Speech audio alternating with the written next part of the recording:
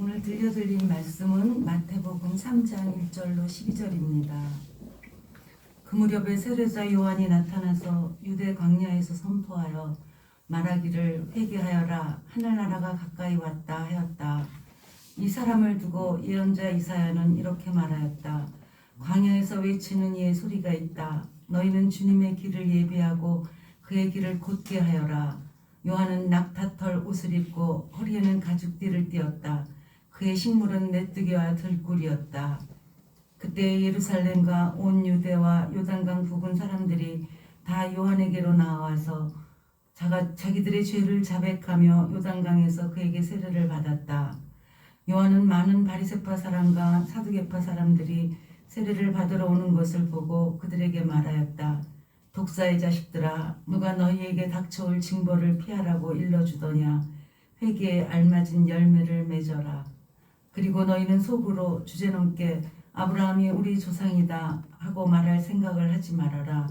내가 너희에게 말한다. 하나님께서는 이 돌들로도 아브라함의 자손을 만드실 수 있다. 도끼를 이미 나무 뿌리에 갖다 놓았으니 좋은 열매를 맺지 않는 나무는 다 찍어서 불 속에 던지실 것이다. 나는 너희를 회개시키려고 물로 세례를 준다. 내 뒤에 오시는 분은 나보다 더 능력이 있는 분이시다. 나는 그의 신을 들고 다닐 자격조차 없다. 그는 너희에게 성령과 불로 세례를 주실 것이다. 그는 손에 키를 들고 있으니 타작마당을 깨끗이 하여 알곡은 곳간에 모아드리고 쭉정이는 꺼지지 않는 불에 태우실 것이다. 아멘. 이는 우리에게 주신 하나님의 말씀입니다. 하나님 감사합니다. 바라볼 때마다 사랑스럽고 자랑스러운 우리 청년부들, 늘 주님과 동행하는 그런 우리 청년들이 되기를 바랍니다. 아멘. 오늘 대림절 두 번째 주일이고 우리는 앞에 보시는 것처럼 잘 보이진 않지만 두 개의 초에 불을 밝혔습니다. 전통적으로 첫 번째 초는 희망의 초라고 부릅니다. 희망의 초. 예수님의 오심이 우리에게 희망이 되는 것이죠. 세상에서 불의가 행해지고 정의가 짓밟힐 때 어떻게 세상에 이런 일이 있을 수 있냐 깜짝 놀라고 깜짝 놀라는 대신에 세상이 뭐 다 그렇고 그렇지 뭐 라고 당연하게 받아들여지는 그런 시대가 돼버린 것은 아닌가 싶습니다. 그러나 우리 하나님을 믿는 사람들, 하나님 나라를 꿈꾸는 사람들은 권력 있고 돈 많은 사람들이 1등 시민으로 대우를 받고 가난하고 힘없는 사람들은 2등 시민 취급을 받는 이런 세상 질서를 그냥 맹목적으로 받아들여서는 안 됩니다. 우리는 하나님의 뜻이 반영된, 하나님의 뜻이 담긴 그런 새로운 질서가 이루어지기를 위해서 기도하고 꿈꾸고 노력합니다. 주님이 오셔서 모든 불의를 바로잡아 주시고 또 에덴을 회복시켜 주시기를 바라는 그런 소망, 이런 소망이 우리 안에 있음을 확인하면서 우리는 첫 번째 초에 희망의 초, 여기에 불을 밝히는 것입니다. 두 번째 초는요, 평화의 초라는 이름을 가지고 있는데 싸움, 미움, 갈등이 없는 상태, 아니 단지 그런 것이 없는 상태만이 아니라 우리에게 필요한 모든 것이 충만하게 있는 그런 상태를 우리가 평화라고 부릅니다. 그런데 가만히 돌아보면은 하나님과 나 사이도 서먹하고 나와 나 사이의 관계도 만족스럽지 않고 나와 이웃과의 관계도 불편한 점이 많은 것을 보면은 우리 삶의 평화가 깨졌다라고 말할 수밖에 없습니다. 평화가 깨진 이유는 무엇일까요? 평화가 깨진 이유는 우리의 죄 때문에 그렇습니다. 죄의 특징이 사람들을 멀어지게 하고 불편하게 하고 그 사람 사이를 갈라놓고 이것이 죄의 특징입니다. 평화가 깨진 이유가 죄 때문이라면은 평화를 회복하는 그 방법은 죄를 회개하는 것이겠죠. 살다 보면은 부모와 자녀 사이에 갈등이 생길 수 있습니다. 그러면은 그 당사자 사이만 불편한 것이 아니라 온 집안이 다 분위기가 무거워집니다. 집안의 평화가 깨지는 것이죠. 그러나 잘못한 사람이 잘못했어요. 이렇게 사과하고 또 그래 엄마는 네가 사과하면은 금방 용서해 주려고 그랬어. 다 준비가 되어 있었어. 하면서 기분 좋게 안아주고 그러면은 서로 이렇게 화해하고 그러면은 그 집안을 덮고 있던 무거운 분위기가 그 먹구름이 순식간에 사라지고 평화가 회복이 됩니다. 하나님과 우리의 관계도 마찬가지이겠죠.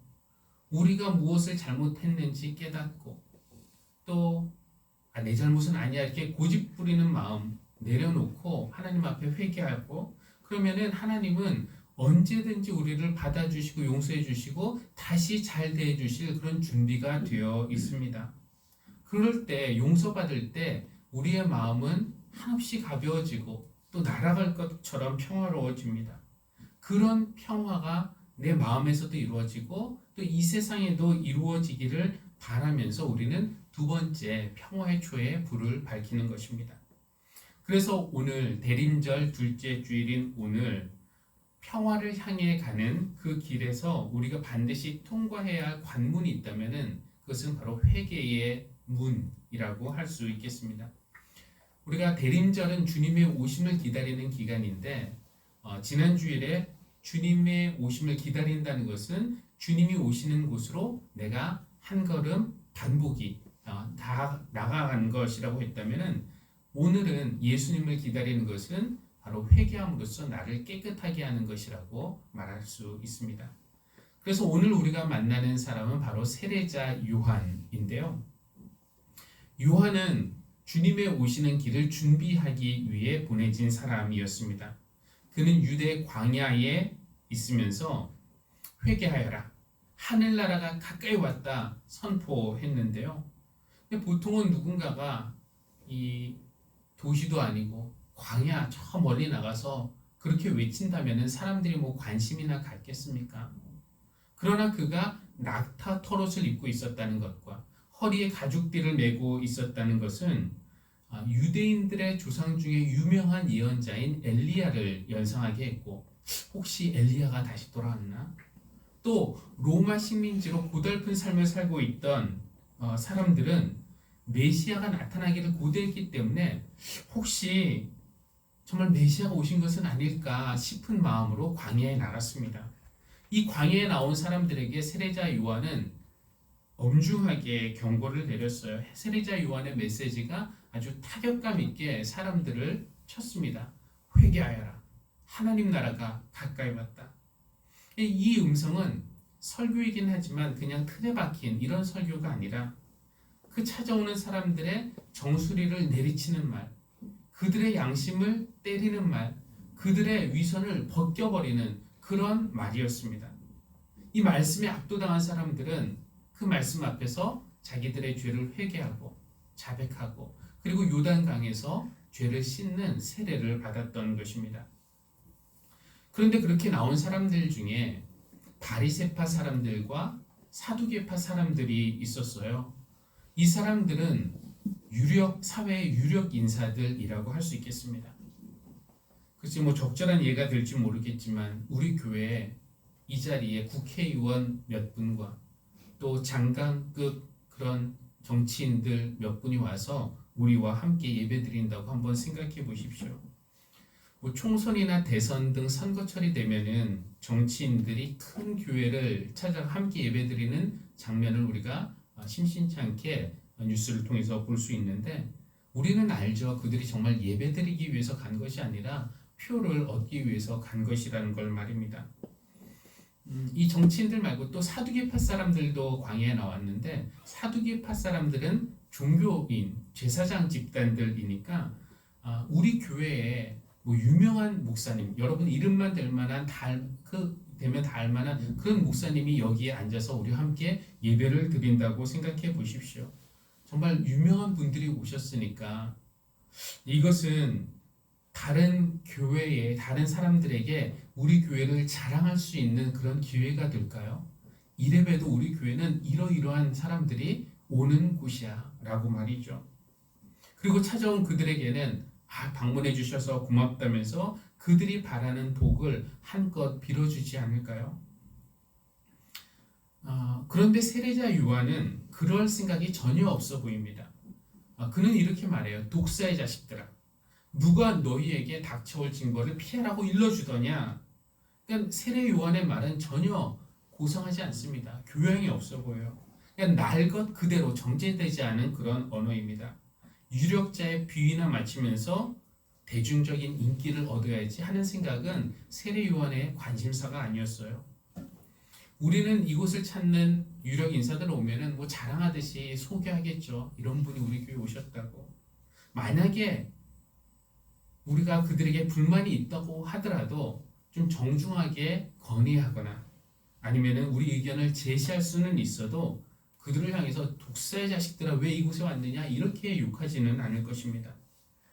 그런데 어쩌면 세례자 요한의 그런 모습, 자기의 이득이나 손해 이런 것 따지지 않고 하나님의 말씀을 날 것 그대로 외치는 날카로움, 바로 이런 것 때문에 그의 말에 더 힘이 있었는지도 모르겠습니다. 이 보통 사람들 같으면 그런 소리 듣고 어떻게 할까요?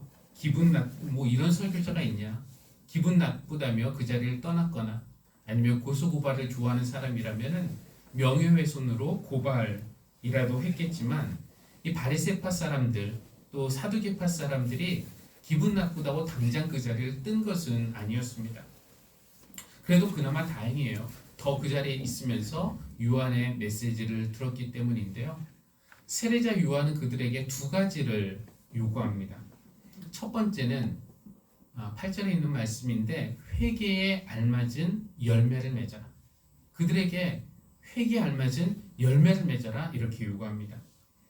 회개라는 것은 무엇이냐면은 내 삶의 방향을 하나님에게 등지던 삶의 방향을 돌려서 하나님께로 돌아오는 것, 이것이 회개인데요. 그 말이 얼마나 좀 추상적입니까? 하나님에게로 돌아온 것이 회개다. 그러면은 무엇이 하나님에게 돌아가는 것인지, 그 사람이 정말 하나님에게 돌아갔는지는 어떻게 알 수 있습니까? 그러니까 그 회개가 진실한지 아닌지 입증할 수 있는 방법은 사회적인 어떤 실천을 통해서 이라고 말할 수 있습니다. 오늘 마태복음 본문에 나오진 않지만 누가도 똑같은 이야기를 전하는데요. 거기서 세례자 요한은 회개에 알맞은 열매를 맺으라고 하면서 그것을 입증할 수 있는 것으로 제시하는 것이 속옷을 2벌 가진 사람은 없는 사람에게 1벌을 주어라. 돈을 가진 사람도 없는 사람에게 나누어 주어라. 이렇게 실천, 열매를 요구하고 있어요. 또 사회적으로 위임된 권한을 가지고 있는 사람들, 로마로부터 권위를 부여받은 세리라든지 국가로부터 권위를 부여받은 군인이라든지 이런 사람들이 자기에게 있는 권력을 이용해서 남을 착취하지 말라고, 지위와 권력 가졌다고 부당하게 협박하거나 위협해서 빼앗지 말고, 또 돈 가졌다고 다른 사람에게 갑질하지 말라고 그렇게 이야기를 합니다. 그러니까 이런 어떤 눈에 보이는 삶의 변화가 있어야 그 사람이 비로소 회개한 사람이라고 말할 수 있습니다. 그러니까 첫 번째로 요구하는 것이 회개에 알맞은 열매를 맺으라는 것이었고요. 두 번째로 요구하는 것은 그들에게 너희들은 속으로 주제넘게 아브라함이 우리 조상이다 하고 말할 생각을 하지 말아라. 이렇게 말합니다. 아브라함이 우리 조상이다. 이 사람들은 종교적인 그런 자부심을 가지고 있는 사람들이죠. 근데 우리가 선택받은 백성, 구원받은 백성이라는 헛된 자부심에 사로잡혀서 다른 사람들을 낮춰본다면, 다른 사람들을 차별한다면은 그 사람은 참으로 하나님의 사람이라고 말할 수 없다는 것입니다. 우리가 종교적인 확신, 자부심을 가지고 있는 것이 꼭 나쁜 것만은 아니에요. 예를 들어서 나는 예수 믿고 구원받은 하나님의 백성이다. 나는 하나님의 사랑받는 자녀다. 라는 확신 가지고 있을 수 있지만, 그러나 그런 확신을 근거로 해서 다른 사람들을 판단하거나 정죄하거나 이렇게 하지는 말아야 하는 것이죠. 근데 이 종교적인 확신이 좀 지나치다 보면은 이것이 교만으로 이어질 때도 있고요. 때로는 다른 사람을 향한 차별과 혐오, 미움으로 이어질 때도 있습니다. 그런 사람들 보면은 지나치게 그런 사람들 보면은 전혀 예수 닮았다고 말할 수는 없는데 근데 자기들은 예수 믿고 구원받았다고 이렇게 자랑하듯이 말하고 있으니까 참 어이없는 그런 모습이죠. 사회가 기독교인들을 부정적으로 보는 것은 바로 그런 모습들 때문일 것입니다. 예수를 믿는다고 하는 사람이 우리가 보면은 전혀 예수를 닮지도 않았는데 다른 사람들에게 예수 믿고 구원받으시오. 이렇게 예수 안 믿으면 지옥 갑니다. 이렇게 말하고 있는 것을 보면은 참 씁쓸하다 못해 슬프기까지 합니다. 근데 예수님도 세례자 요한과 비슷한 말씀을 하신 적이 있어요. 어떤 종교적인 자부심, 구원의 확신을 가지고 있는 거기에 빠져 있는 사람들에게 경고를 하셨는데 화면 한번 보겠습니다. 그날에 많은 사람이 나에게 말하기를 주님, 우리가 주님의 이름으로 예언했습니다. 우리가 주님의 이름으로 귀신 쫓아냈습니다. 우리가 주님의 이름으로 많은 기적을 행했지 않았습니까? 이렇게 말할 것이다. 그때 내가 그들에게 분명히 말할 것이다.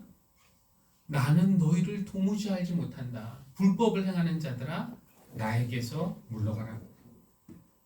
이게 어떻게 생각하면 통쾌한 말씀이기도 하지만 어떻게 보면 두려운 말씀이기도 합니다. 주님에 대해서 모르는 게 없다라고 말하는 사람들에게 주님은 나는 너희를 모른다. 이렇게 말하실 수도 있다라는 것이에요. 이 기독교 역사에서 세례자 요한과 가장 닮은 사람으로 거론되는 사람이 있는데요. 이름도 같아요. 요한이라는 사람인데 요한 크리소스토무스. 화면을 통해서 한번 보실까요? 네, 다음 페이지 한번 보겠습니다. 요한 크리소스토무스. 349년에서 407년까지 살았으니까 주후 4세기를 살았던 사람이라고 할 수 있겠습니다. 그는 주후 4세기에 콘스탄티노플 하면 오늘날의 이스탄불이죠. 콘스탄티노플의 대주교였는데 원래 그의 이름이 요한이었지만 사람들은 그에게 황금의 잎이라는 뜻을 가진 크리소스토무스라는 그런 별명을 지어 주었습니다. 황금의 잎. 이 황금의 잎이라는 별명을 지어준 이유는 그의 입에서 나오는 설교가 황금같이 귀한 말씀이었기 때문인데요.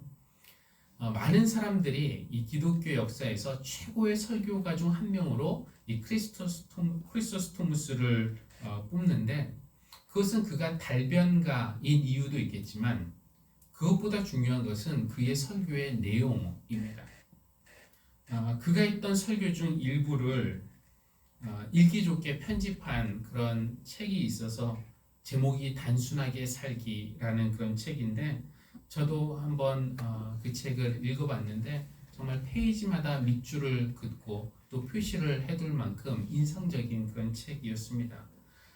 그의 설교 중 일부를 한번 전달하면은요, 이 화려한 옷, 또 장신구, 금, 은으로 된 식기, 유광도 은으로 만든 은유광을 사용하던 그런 상류층, 호화스러운 생활을 하던 그 상류층들을 향해서 비판하는 설교였는데 거기에서 그는 뭐라고 말했냐면은 여러분은 그런 짓을 부끄러워해야 합니다. 그리스도께서 굶주림에 시달리고 계시는데 여러분은 그런 호사를 누리고 있습니다. 아니 더 옳게 말하면은 그런 미친 짓을 하고 있습니다. 하나님의 형상으로 창조된 당신의 동료 인간이 추위에 떨며 죽고 있습니다. 그런데 당신은 그런 세가살이 따위나 마련하고 있습니까? 여러분은 그런 미친 짓을 하고 있습니다. 라는 그의 거침없는 말은 세례자 요한이 광야에서 했던 그 말과 비슷한 데가 있습니다. 이 세례 요한은 오늘 본문에는 아니지만 그가 죽게 된 이유가 무엇이었습니까? 그 당시 헤롯이 그의 동생 빌립의 아내 헤로디아, 제수시죠. 그 헤로디아를 아내로 맞아들인 것이 옳지 않다라고 공공연하게 선포하고 다녔습니다. 권력을 두려워하지 않고 불의를 고발하다가 결국 세례자 요한이 죽음을 맞이하게 됐는데요. 요한 크리소스토무스도 비슷합니다. 권력을 향해서 해야 할 말을 두려워하지 않았어요. 숨기지 않고 말했습니다. 당시 황제의 아내가 그 에브독시아라는 사람이었는데요. 처음에는 이 황제의 부인이 요한 크리소스토무스에게 굉장히 호의적이었고 또 그의 많은 일에 협력을 하기도 했습니다. 이렇게 친분 관계가 있는 권력자에게 거친 말을 한다는 거, 이거 보통 어려운 일이 아니죠. 하지만 에브독시아가 황제의 권세를 동원해서 불의를 행했을 때 그것을 보고 이 요한 크리소스토무스는 가만히 있지 않았어요. 경고의 메시지를 보냈습니다. 그렇다고 뭐 사람들 많은 데서 대중적으로 이렇게 경고하는 이런 식으로 하지는 않았고 경고의 편지를 에브독시아에게 보냈다고 하는데요. 그 편지의 내용이 이렇습니다. 만약 하나님께서 황후에게 권세를 주셨다면은 그것은 정의를 세우라고 주신 것일 것입니다. 인간은 흙과 재, 풀과 먼지에 불과하고 인생 또한 그림자와 연기와 한바탕 꿈에 지나지 않듯이 황제도 그렇습니다. 그러니 이제 절망에 빠져 있는 이들에게 더는 고통과 불행을 지우지 마십시오. 당신은 포도밭과 무화과밭, 기름과 돈, 그리고 권력을 가지고 무덤에 내려갈 수 있을 것이라고 생각합니까? 거침이 없죠. 그러나 이것은 요한 크리소스토무스가 이 황제의 부인을 비난하기 위해서 쓴 것이 아니라 그의 영혼을 구원하기 위해서 한 질책이었습니다. 그런데 그런 질책을 이 에브독시아는 받아들이지 못하고 요한 크리소스토무스를 유배지로 보냈고 또 한 곳 유배지에만 있던 것이 아니라 이곳저곳 유배지를 옮겨 다니는 동안에 그는 병들어서 죽게 되었습니다. 그러니까 황제의 부인은 회개의 기회를 걷어차 버린 것이었죠. 오늘 주님의 오심을 기다리는 우리는 회개의 문을 통과해야 되는데 그 문을 통과하기 위해서는 왜 우리가 터널 지나가면은 가끔 삐용삐용 이런 소리 들리듯이 이 회개의 터널을 지나가기 위해서는 우리를 불편하게 하는 소리를 들어야 합니다. 세례자 요한이 했던 말, 또 요한 크리소스토무스가 했던 말처럼 우리의 정수리를 내리치는 말, 우리의 양심에 타격을 가는 말, 우리의 위선을 벗기는 그런 말, 이런 말은 우리 귀에는 쓰지만 사실 이런 말씀을 만나야 이런 말씀들이 우리를 유혹에서부터 지켜주고 우리의 영혼을 깨끗하게 해줄 수 있습니다. 이 요한 크리소스토무스에 대한 말씀을 기왕 드렸으니 그가 말한 5가지 회개하는 방법이 있는데 간단하게만 말씀을 드리겠습니다. 이 회개의 방법이 조금씩은 다르지만 공통점은 다 우리를 하나님 나라에 가까이 인도하는 그런 공통점이 있습니다. 첫 번째, 페이지 한번 넘겨주십시오. 자신의 죄를 시인하는 것입니다. 이건 너무나 당연하죠. 그냥 자기의 죄를 그냥 막연하게 머릿속으로 그래 내가 이거는 죄지 이렇게 생각만 할 것이 아니라 그것을 구체적으로 하나님 앞에 말로 시인하는 것. 하나님, 제가 이러이러한 죄를 저질렀습니다. 이것은 하나님 보시기에 죄입니다. 용서해 주십시오. 이런 죄를 시인하는 것이 회개입니다. 구체적으로 우리의 죄를 우리 입으로 시인할 때 하나님의 빛이 어두운 우리 마음을 비추기 시작하고 하나님의 용서의 은혜가 선물처럼 우리에게 주어집니다. 죄를 시인하지 않으면은 그 다음에 같은 죄를 반복할 가능성이 훨씬 높아요. 그러나 자기 죄를 입으로 시인하고 주님의 용서를 받아들이면은 같은 죄를 반복할 가능성은 확실히 낮아집니다. 그래서 이 크리소스토무스는 성도들에게 말합니다. 늘 자기 양심을 고발자로 삼으십시오. 그래야 주님의 법정에서 다른 고발자를 만나지 않을 것입니다. 회개하는 두 번째 방법은 다른 사람의 잘못을 있는 것, 용서하는 것이죠. 다른 사람의 죄로 인해서 내가 손해를 볼 수도 있고 상처를 받을 수도 있지만 그 사람에 대한 악감정에 내가 사로잡히지 않는 것, 그 사람을 용서하기 위해서 노력하는 것도 회개의 한 방법이라고 가르쳐줘요. 그러니까 나에게 해를 끼친 사람과 화해하고 잘 지낼 필요까지는 없습니다. 그러면 좋지만 그것이 불가능할 수도 있어요. 그러나 그 사람에 대한 악감정이 우리 안에서 생겨난다면은 그것은 우리로 하여금 또 다른 죄를 짓게 할 수도 있습니다. 그러니까 그런 악감정에 사로잡히지 않는 것, 용서하려고 노력하는 것, 그 사람의 잘못을 잊는 것도 회개하는 한 방법이 되는 것입니다. 세 번째, 네 번째, 다섯 번째도 간단하게만 말씀드리면은 기도하는 것인데 그냥 틀에 박힌 이런 기도하는 것이 아니라 자신을 온전히 하나님께 내어드리고 간절하게 뜨겁게 기도하는 이것도 회개의 방법이라고 말하고 있고요. 또 널리 자선을 베푸는 것, 자신이 저지른 죄 이거에 대한 이것을 갚아야 되는데 어떻게 갚는가? 사랑의 행위로 갚는 것, 이것이 바로 회개하는 방법이라고 말하고 있고요. 마지막으로는 겸손하게 자기를 낮추는 것. 하나님 앞에서 기도할 때 겸손한 마음으로 하나님, 저에게는 자랑할 만한 아무런 덕이 없습니다. 하나님께 바칠 것이라고는 제가 죄를 지은 것을 고백하는 것뿐입니다. 라고 말하는 것이라고 가르쳐주고 있어요. 그러면은 하나님은 그렇게 우리가 회개할 때 하나님은 우리의 그 죄 보따리를 우리의 등에서 벗겨주실 것이다. 이렇게 말하고 있습니다. 우리는 지금 예수님의 오심을 기다리는 대림절 기간 중에 있습니다. 그래서 주님의 오심을 기다리는 시간 동안에 우리 자신을 깨끗하게 하는 것이 주님의 오심을 기다리는 방법인데요. 오늘부터 그쵸, 일주일 동안 12월 4일부터 10일까지가 되겠네요. 이번 주 토요일까지는 우리가 한 주일 동안 대림절 둘째 주간을 보내게 될 것입니다. 여러분 가능하면은 보라색 초 집에 있으면 좋고요. 없으면은 보라색 초를 좀 구입을 하셔서 그 초를 켜놓고 기도를 해보는 것도 좋을 것입니다.